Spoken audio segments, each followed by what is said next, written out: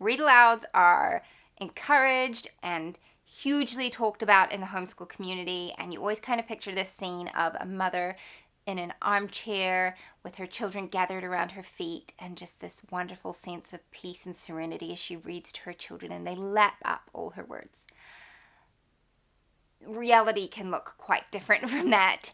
If you're the mom who is trying to do read alouds and your children are bouncing off the walls, or they're not listening, or they're interrupting, and toddlers are having meltdowns, you are welcome here. This is real life. Sometimes that's what it looks like, and I'm going to share with you some tips for introducing read alouds to your kiddos and how to get them used to it, and so you can have more of that idyllic picture in your head and a little less of the chaos, although I'm not going to guarantee that it's going to go away entirely, because that's just not realistic. Anyway, keep watching.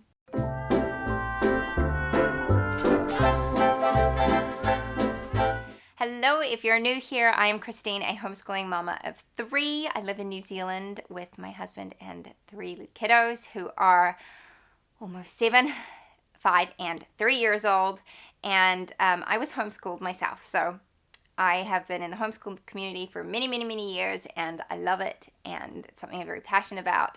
But I'm also very passionate about keeping things real and sharing tips that I learned to hopefully help other homeschool moms, because homeschooling may be wonderful and it may be the right decision for your family, but it doesn't mean it's easy. And hard is not the same thing as bad, and so I think it's really important that we work through the challenges so that we can keep it sustainable and enjoyable and keep the joy in learning. So with all that said, that was a big long spiel, wasn't it? I want to talk today about homeschool read alouds, because this is a question I actually get fairly frequently from viewers and from followers on Instagram. How do I get my children to sit still and listen? How do I teach them to enjoy read alouds? They're just not paying attention. And so I just want to share what I did with my kids, and I don't know that I read a lot of tips, but we just kind of figured it out. And since we've been homeschooling, I've always had a baby or toddler in tow, and so that is the place that I'm coming from. These tips may not work for you, and that's just how life is, because not one size fits all, we have to be individual with our learning styles, and that's okay. But I will share what I've learned, and hopefully it'll help.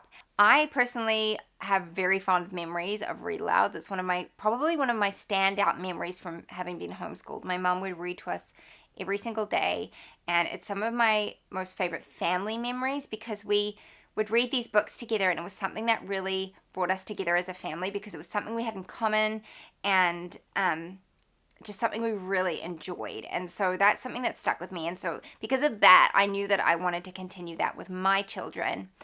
And so I have done read alouds with my children since my eldest was 4 years old. And by read alouds, I don't mean picture books, I mean chapter books. We started then. And so my kids are very used to it now, because it's something that we've just always done. But there are things that I do when we do read alouds to make it more achievable with little children, because the reality is young children don't have long attention spans, and it's unrealistic to expect them to sit still and listen for any longer than like a minute or two. It just really is. And so you need to have the right expectations of your children, and you need to try and set yourself up for success in this area. And you also need to realize that if it doesn't work the first time, it doesn't mean you just stop trying. Like, children get used to things as you do them over and over again, and so consistency really is important in this area.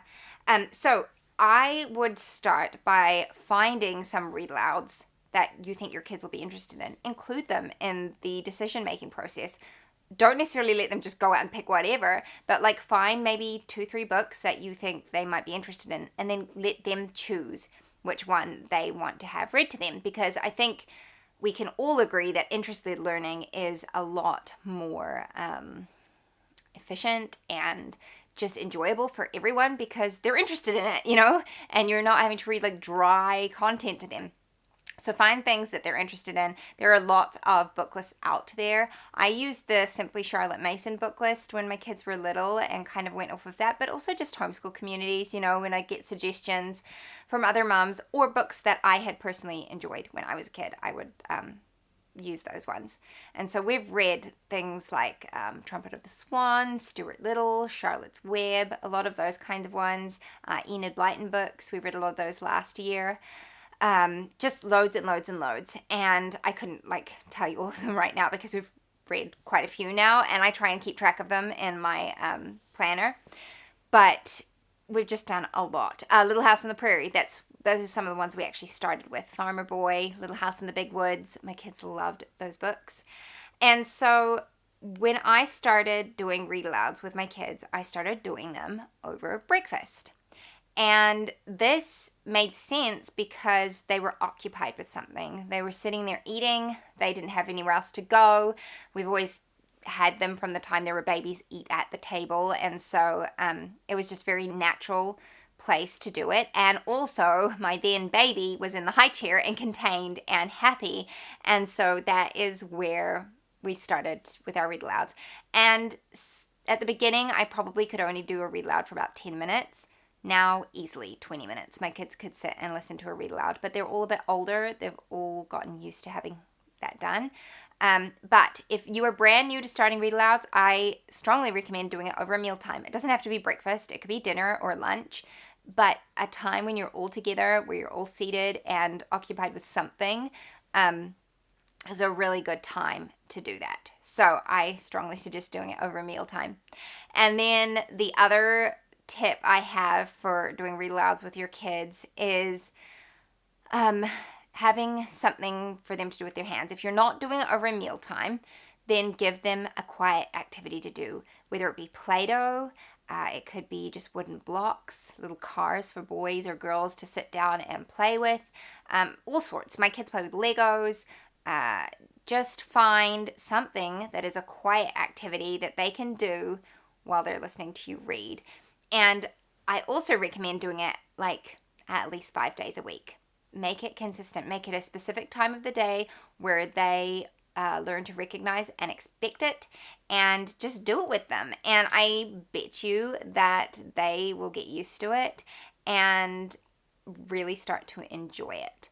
I will say that it is also okay to stop a read aloud. If no one's enjoying it, your kids are not finding any joy in it, then stop it and do something else. Doesn't mean you'll never read it, but for right now, if it's not working for you, pick something different.